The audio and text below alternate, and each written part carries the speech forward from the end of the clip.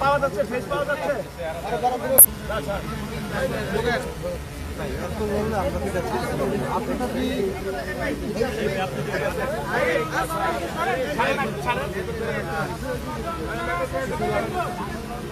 আহমেদ রিজভী সাহেব এখানে উপস্থিত আছেন।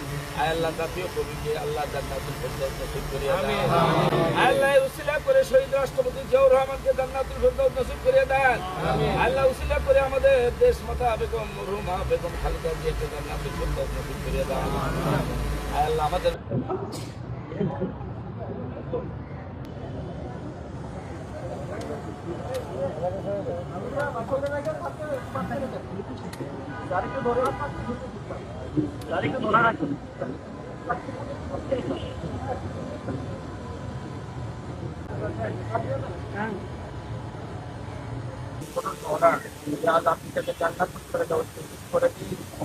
তার পক্ষ থেকে আমরা আপনাদের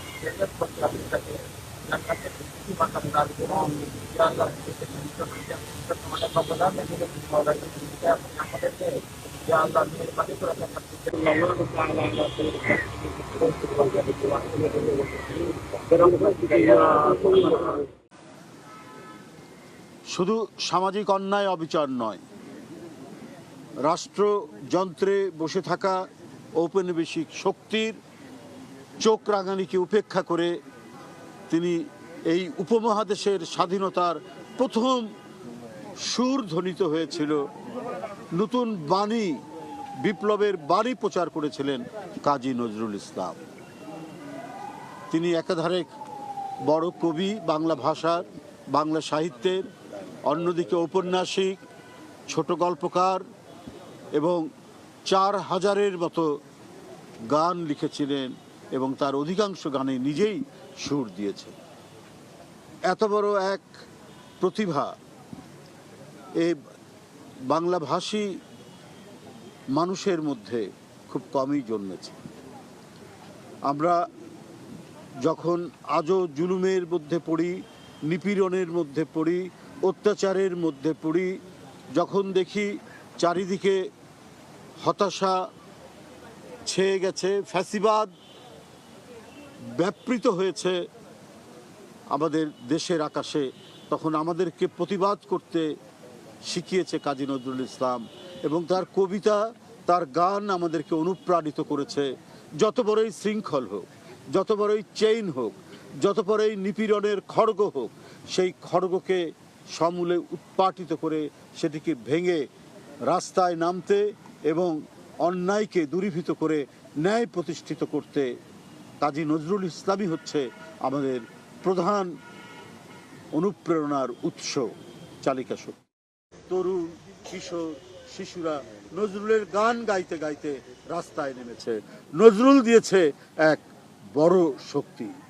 কাজী নজরুল ইসলাম আমাদের জাতীয় কবি। তাই আজও যখন এই দেশকে নিয়ে কেউ কোনো ষড়যন্ত্র করে, চক্রান্ত করে, আমাদের সার্বভৌমত্বকে দুর্বল করতে সচেষ্ট হয়, আমাদের স্বাধীনতাকে বিপন্ন করতে সচেষ্ট হয়, তখন তার বিরুদ্ধে দ্রোহের যে আগুন জ্বলে উঠে, তার প্রধান উৎস হচ্ছে কাজী নজরুল ইসলাম, তার গান, তার কবিতা, তার উপন্যাস, তার লেখনী।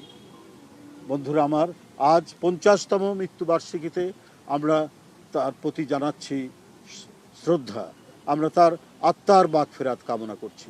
আজও নজরুলের লেখনী, নজরুলের সাহিত্যকর্ম এবং তার যে বাণী বুকে নিয়েই আমরা পথ চলি, আমাদেরকে নির্ভয় করে, আমাদেরকে সামনে এগিয়ে যেতে নির্ভীক করে তোলে। নজরুল আমাদের শক্তির একটি উৎস, অন্যায়ের বিরুদ্ধে প্রতিবাদের।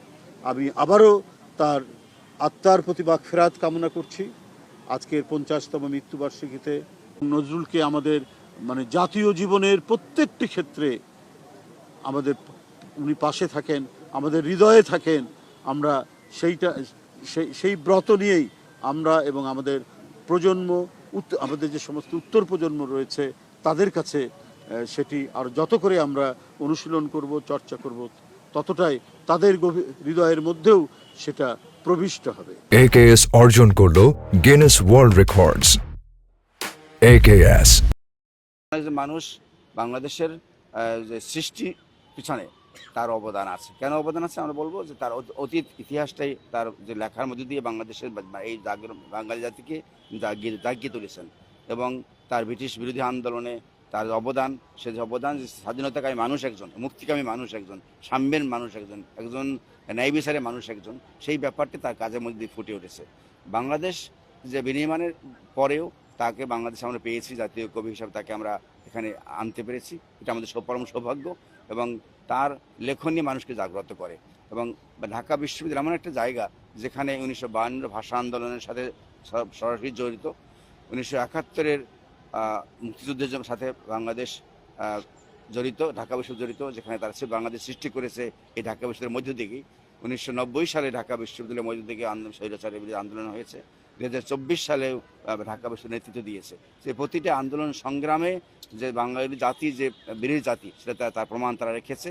এবং সেখানে নজরুল তার প্রেরণা, নজরুল তার লেখনী, তার কার্য, তার কলম, তার সব কিছু এই জাতির জন্য প্রেরণা। সেই জায়গাতে আমরা গর্বিত এমন একজন কবিকে আমরা পেয়ে, এবং তার পাশে আজকে আমরা দাঁড়িয়েছি, তার কবরের পাশে আমরা কথা বলছি, ফাতিহা পাঠ করেছি, শ্রদ্ধা নিবেদন করছি। এটা আমাদের কাছে একটা বড় পাওয়া।